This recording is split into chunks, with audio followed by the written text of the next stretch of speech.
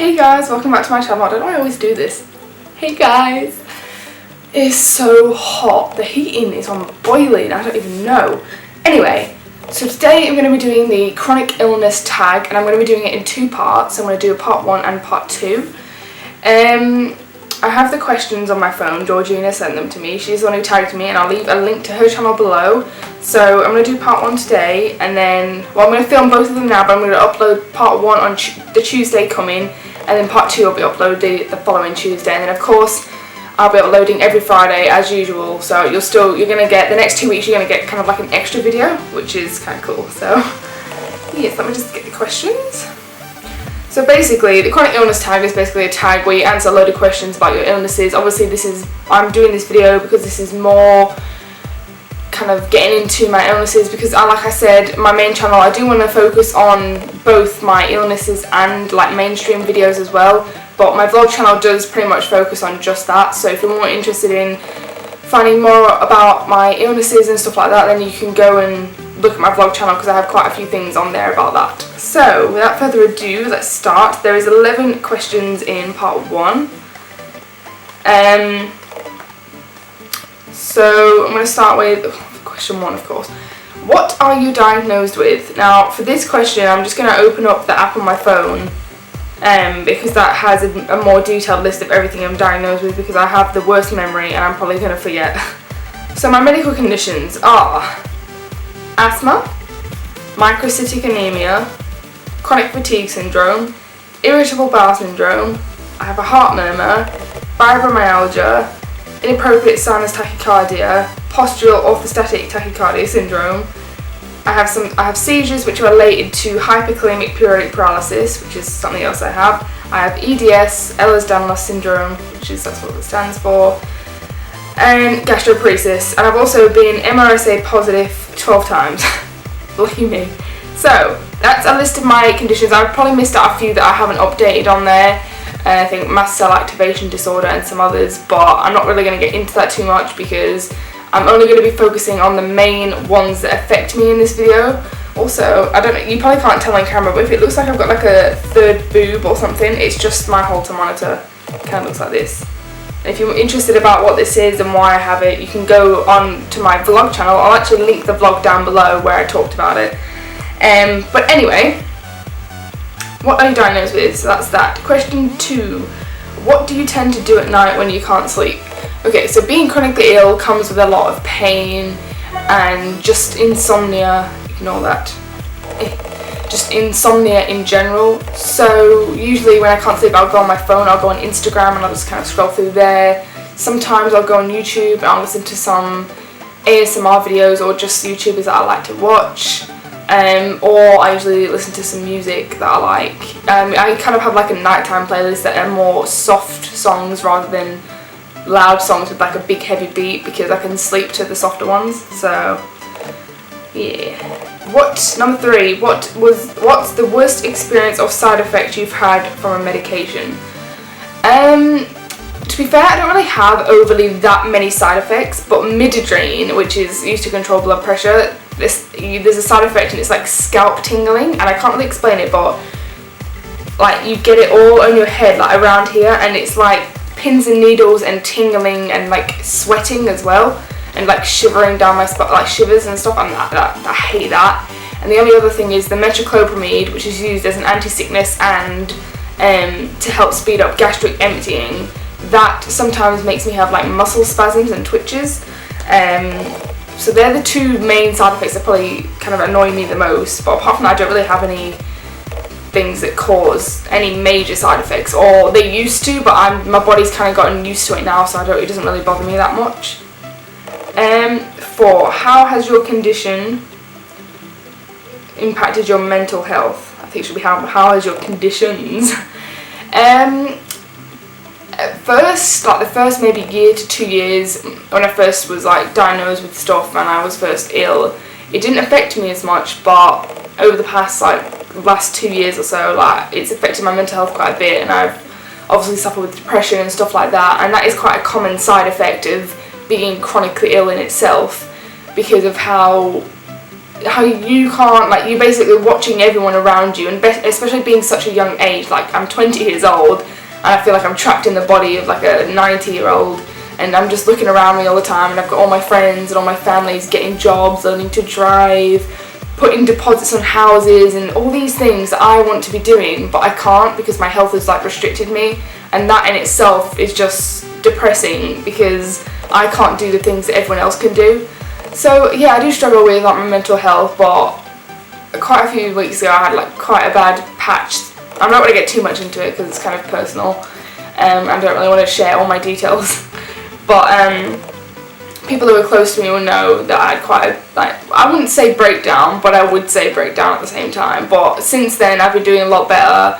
I've been coping more and stuff like that, so that's good. Describe your social life. I want to say that I do have a little bit of a social life, but it's very rare that I can actually go out and kind of spend time with my friends. I do it every so often, and Tom tries to plan stuff, like plan things around my illnesses, so I do go out and I do have some fun, just not as often as what I would like. So that's my social life. But as far as social goes, on Instagram I'm very, very active on social media, and I've socialised a lot with people like myself who are in the same situation, who have the same illnesses, so that has helped me a lot kind of get through the tough times, having people that I can talk to that are going through pretty much the exact same thing as me. Number 6, what is the hardest thing to do when you're flaring? Pretty much anything. When I'm in a flare, the simplest of things, like just getting out of bed, is exhausting. In the chronic illness community, we like to refer to as spoons. So our energy is spoons. So if we're low on spoons, it means we're low on energy. So for example, if we wake up in the morning, say we only have 5 spoons, so getting out of bed, that's 1 spoon gone. Brushing your teeth or using the bathroom, like freshening up, that's another spoon. Eating breakfast, that's another spoon. Getting dressed, that's another spoon. Showering might be worth 3 spoons, and kind of so on and so on. So then you go into the minuses where you're literally running on no energy, and that might have been a bit confusing and hard to explain. But if you want to know more information, I'll leave a link to the spoon theory down below, which kind of explains it a bit more. But basically, yeah, like, anything is hard when I'm flaring. Usually, luckily, my flares seem to happen, like I'll have like a GP flare and then a POTS flare, like they never seem to happen at the same time, so it's kind of good for me that I don't have to deal with all those kind of flares at once. But yeah, definitely anything really is hard. Number 7, do you have worries for the future? Yeah, I do, for sure. I was constantly worrying about like, when am I going to get better kind of thing, and at the end of the day, like, I kind of have to think, well, if I might not ever get fully better, so I'm going to have to start trying to plan things in my life that I can work around my illnesses. Obviously this is like the toughest, hardest part where everything is happening at once, and I think once I'm over this and I kind of get a few more things under control and I see some more specialists and change a few medications, I think I'll get well enough to kind of have a bit more of a life where I'll be able to get a job and work a couple hours a week or whatever. So that's kind of the plan for the future, and then eventually, save enough money to, buy a house, and then I want to learn to drive. I've got all these things on my list that I may have to take a different route to other people, I might have to take a few back roads or whatever, whereas everyone else might be just going down the main road. I have to go down all the smaller ones to get to the same destination. But at the end of the day, I'm still going to do it, and I'm going to push myself because I don't want to be the type of person that just gives up just because I'm ill kind of thing. So I kind of have to work around it, and it's been hard, like mentally as well as physically. But I think I'm finally trying to get my life on track now. I think finally I've got the diagnoses I need, I've got the basic medications, there's just a few other things that I need to swap and change. I think I'll be alright. Number 8, favourite comfort food. Food in a way is limited because of my illnesses, like there's certain things I can't have, there's certain things I can't digest, etc. But as far as comfort foods go, I'd have to say probably like ice cream or like a mousse or something like that, or like creme brulee because that's really creamy and custardy. Stuff like that are my favourite foods to eat because they're delicious and they don't cause as much pain to eat. 9, tell us a valuable lesson that you've learnt from being sick.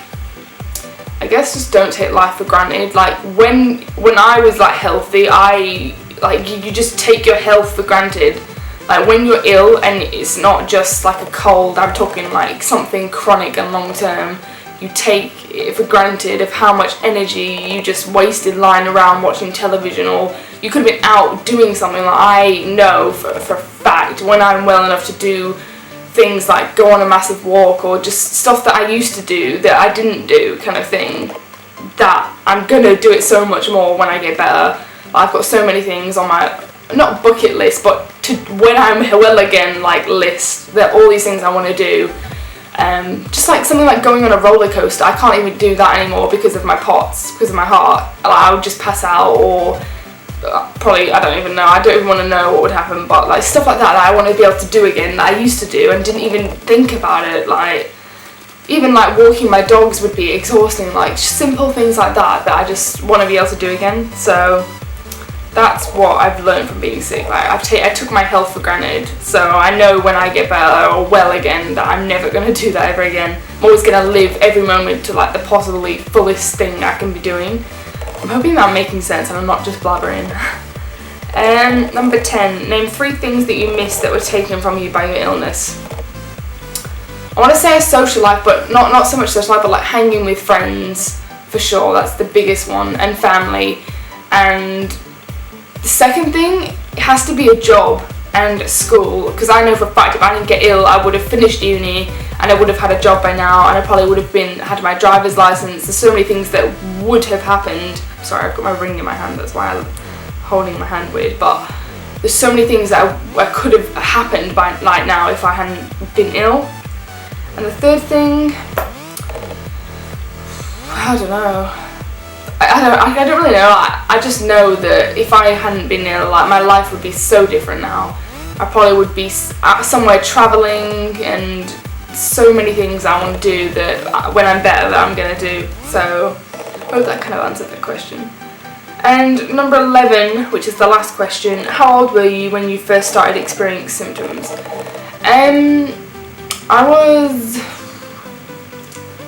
around 15 and 16, but I didn't really think much of it at the time because it wasn't anything major. It was kind of like a slow build-up of symptoms to the point where I just couldn't even get out of bed, and it was awful. But yeah, that's pretty much it for this first part of the tag, chronic illness tag. Yes, the first part of the tag. So if you enjoyed this part number 1, I'm gonna say stay tuned, but you know, stay aware because next week I'm gonna be posting part 2. But if you did like this, please give me a big thumbs up and don't forget to comment down below. And maybe if you're watching this and you have chronic illness, comment down below and let me know like what you struggle with and stuff like that. And please don't forget to subscribe, and I love you guys so much, and thank you so much for 600 subscribers. Like, that's crazy. I didn't even think I would get 100 subscribers, so to have 600, that's a lot. Like, if you could imagine 600 people in like one room, like 600 people wouldn't even fit in my house. That is crazy, so thank you so much, and I'll see you in my next video.